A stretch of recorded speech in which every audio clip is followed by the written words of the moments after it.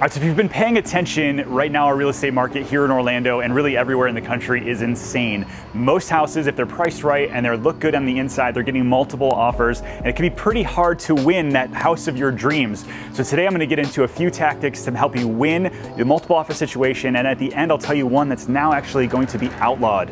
Stay tuned.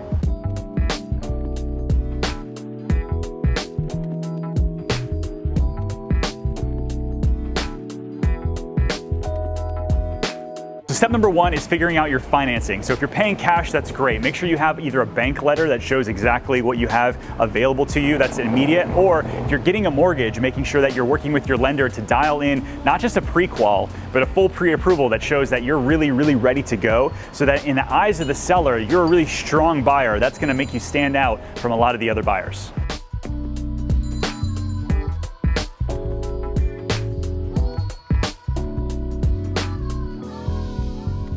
Step number two would be making sure that you're very clear about the house that you're looking for. You don't really have a lot of time to kind of go back and forth on area and layout and some of these other things. So when you see that house that you really like, jumping on it right away is going to be the difference between you getting a house and not getting a house.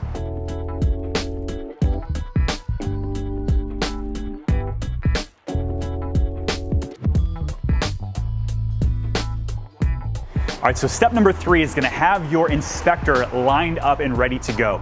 A lot of times I'm calling the inspector saying, hey, I'm writing an offer on XYZ property. When do you have it available? So if that's 3 days, 4 days from now, that's important to know, and here's why. When you're writing your offer, and this is something, if you're a real estate agent, actually shut this off, go to another video, because I don't want to give away all my secrets, okay? So here's the deal. If you're writing up these offers, having the inspection already ready and scheduled could be the difference between you getting the offer and not. Here's why. A lot of buyer's agents are writing inspection contingencies that are 10 to 15 days long. That's a long time in today's market. And so what I do is I say, hey, listen, so-and-so inspector, do you have any time within the next 3 or 4 or 5 days that I can get my buyer in, that we can do this inspection, knock it out, you look really strong to the seller.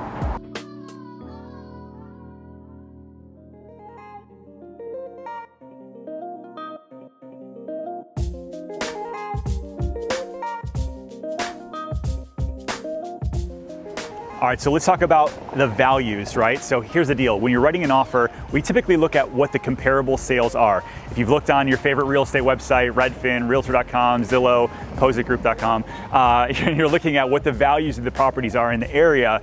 You might be like, listen, this house is only worth $600,000 or $700,000. Why are they asking $10,000 or $20,000 over? Well, because right now sellers can push the value of their home and get it, because there's going to be somebody that's either paying cash or willing to go a little bit over appraisal. So understanding where your comfort level is and talking to your real estate agent, hopefully that's me, and understanding that strategy will be very important.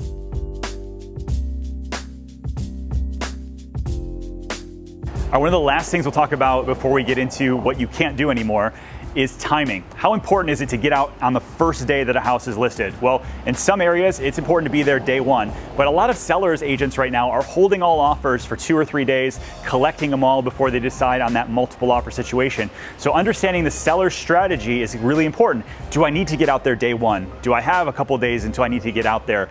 Does your real estate agent need to go shoot a video for you so you can see it a little bit more that's not just the photos online before you write that offer? All of those kind of things, having that strategy in place up front is going to determine whether you win or not. All right, so the last one is something that as an industry we did for years, and now it's not like illegal because it's not against the law, but it could be a fair housing violation, and that's buyer love letters. For years we've heard, write a letter to the sellers from the buyer, and hopefully there's something in that letter that's going to say, hey listen, I'm a lot like you like me, help me buy your house, right? And that all makes a little bit of sense. But something that actually just came down from a bunch of different courts was that this could be a fair housing violation, and here's why. For example, say somebody as like my buyers, they have a family, right?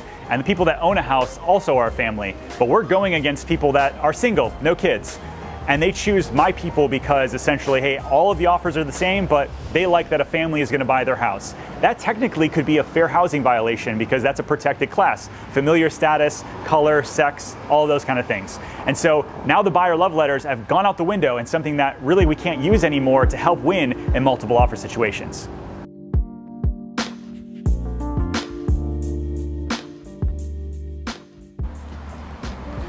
All right, so if you're in a buyer situation right now, you're looking to purchase a house, most likely you're gonna get yourself into a multiple offer situation. So having an agent that has experience in that and is gonna deploy all of these tactics that make sure you win that dream house is going to be important. So make sure you reach out. My number is 407-717-0197 or shoot me an email at ken@pozekgroup.com. We'll make sure we get you into your dream house. We'll see you guys on the next video.